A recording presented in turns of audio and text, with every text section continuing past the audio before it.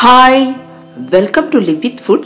நம்ம இன்னைக்கு மாலாடு பொட்டுக்கடலையை வச்சு உருண்டை எப்படி பண்றதுன்றதை பார்க்கலாம். அதுக்கு முன்னாடி Live with Food சேனலை மறக்காம Subscribe பண்ணுங்க. இப்போ வாங்க எப்படி இந்த மாலாடு செய்யறதுன்றதை பார்க்கலாம்.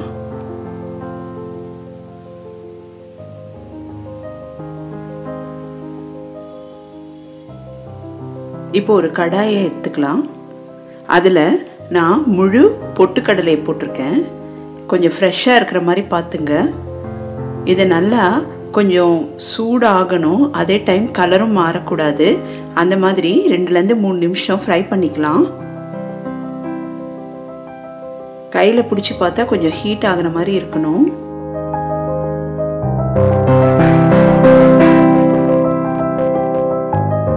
இந்த ஃப்ரை பண்ண வாசனை ரொம்ப நல்லா இருக்கும்.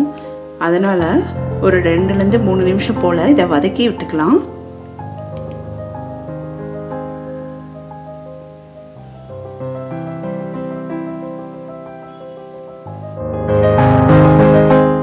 வதக்கின பொட்டுக்கடலையை மிக்சியில் போட்டு நல்லா பொடி பண்ணிக்கலாம்.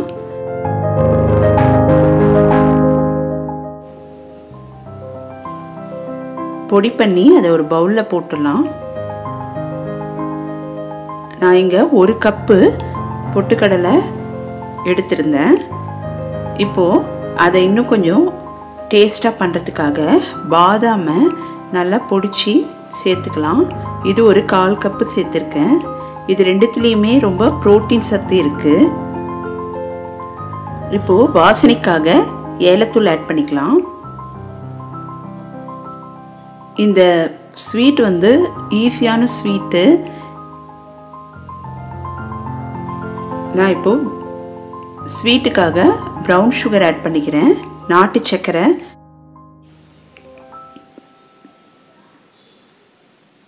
ஒன்னேகால் கப்புக்கு 3/4 கப்பு என்ற விகிதத்தில் நான் ஸ்வீட் ஆட் பண்ணியிருக்கேன். இப்போ எல்லாத்தையும் மிக்ஸ் பண்ணிக்கலாம். கொஞ்சம் கையால் கலந்து விட்டுக்கலாம். இந்த மாலாடை ஈஸியாக ப்ரிப்பேர் பண்ணிடலாம்.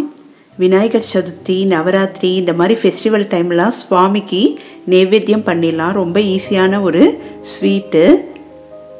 அது மட்டும் இல்லாமல் இதில் ஹை ப்ரோட்டீன் இருக்கிறதுனால குழந்தைங்களுக்கெல்லாம் கொடுத்தா ரொம்ப நல்லது. ஈவினிங் டைமில் ஸ்நாக்காகவும் குழந்தைங்களுக்கு இதை பண்ணி கொடுக்கலாம். சீக்கிரமாகவே பண்ணி முடிச்சிடலாம். இப்போது நான் நெய்யை வந்து நல்லா சூடாக்கியிருக்கேன். அதை இதோடு ஆட் பண்ணிக்கிறேன்.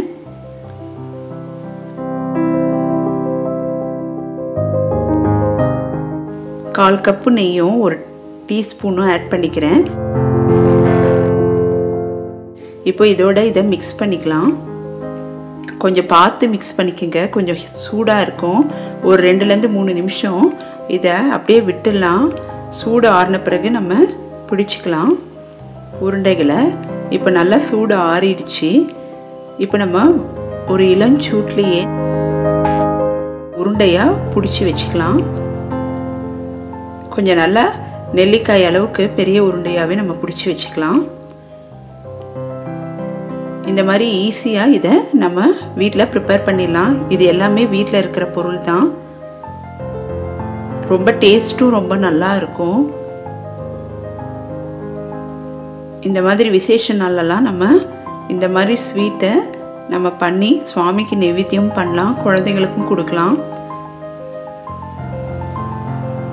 திடீர்னு கெஸ்ட்டுங்க யாராவது வந்தாலும் அவங்களுக்கு நம்ம ப்ரிப்பேர் பண்ணி கொடுக்கலாம்.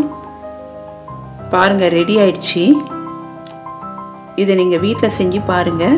மறக்காமல் லைக் பண்ணுங்கள், ஷேர் பண்ணுங்கள். நெக்ஸ்ட் வீடியோவில் மீட் பண்ணுறேன். பாய்.